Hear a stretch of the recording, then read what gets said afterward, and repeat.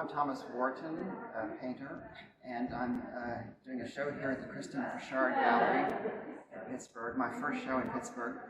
I can talk you through some of the paintings that are in this show. It's kind of a diverse group representing a lot of what I paint. I paint in a lot of different genres, but primarily figure, portrait, and still life nature objects.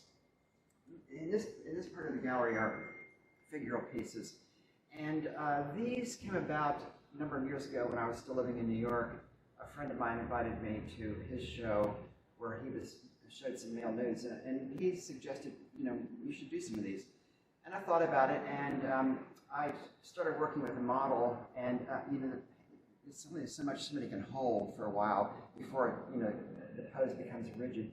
So I began working from photographs, and when I did, I began to have a feeling that I was experiencing kind of a sympathetic, emotional response to the pose that the model was in.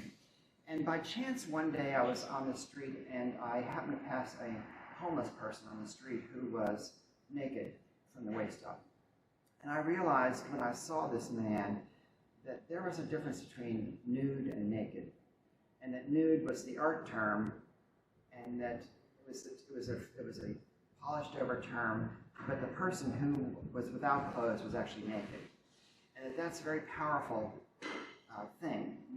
We're all basically naked before we put on our cultural costumes and before we assume our careers, and actually when we are being our most honest with each other and with ourselves. So that put a whole new dimension on these works for me, and so they began to take on kind of a spiritual dimension. A couple of them have very specific meanings for me. This one here, for instance, is one of the first ones I did.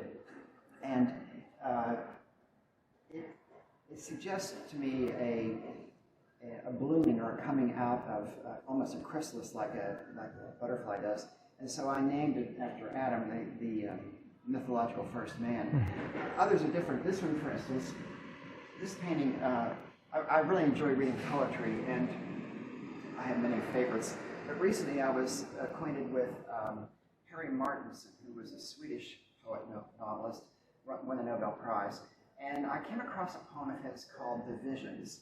And it's difficult to describe, and I don't have it in my head to say it. But I've so far based 2 poems on it, and it has to do with encountering the vastness of the universe and being in boundless time. So that's this group of paintings here.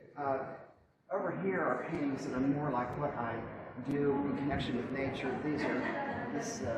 I used to go to Hawaii regularly, and I painted there. I would do plein air paintings there, and then I would bring them back and make paintings in New York of Hawaii.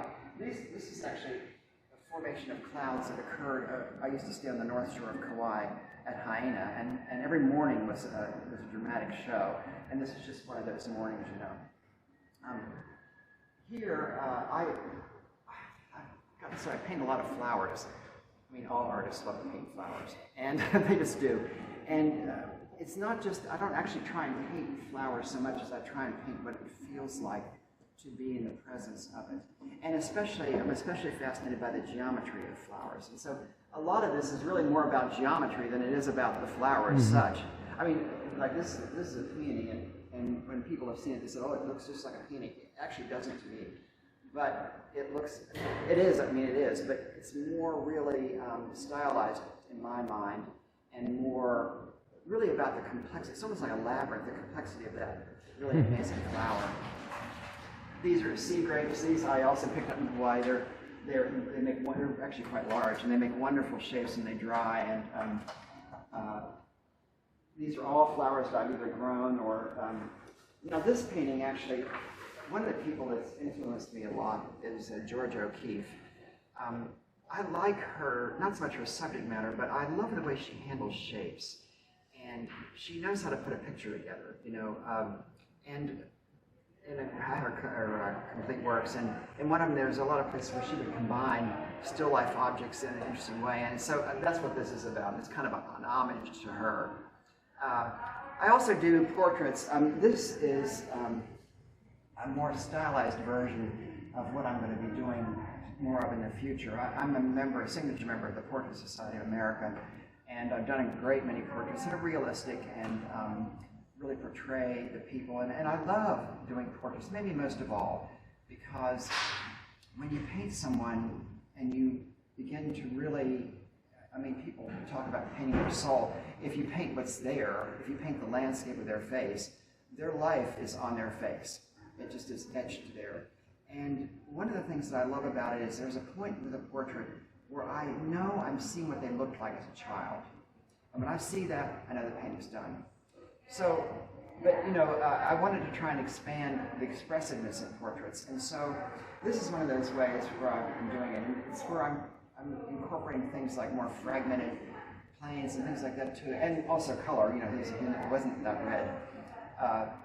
In order to increase the expressive possibilities of painting by the use of color. There's a painting over here that's another portrait in the show. This one, this young man, he was in New York, and I only saw him twice. His name was Arthur, and he had an effect on me, partly because I had a feeling that he was one of those people who kind of get lost in big cities.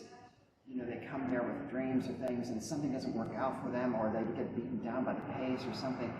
And he had that kind of quality. He came to the studio 3 times, and I've painted him 3 times. And the last time he came, I took some photos because he didn't seem like he was feeling very well. And I based it from this. He had an amazing kind of innocence about him that I found really appealing to contemplate.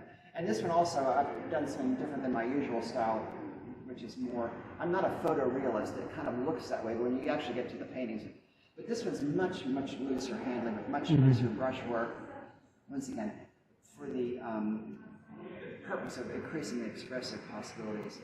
If I had to say, at the base, what my idea about painting would be, is that I try and find a way to show people the poetic side of things, the side of things that in ordinary daily life you're too busy, there's always a reel going on in your mind, I need to pay the insurance, I need to, these things are always going in your mind. And so I'm trying to get people to stop and realize that life is more than what it appears on the surface.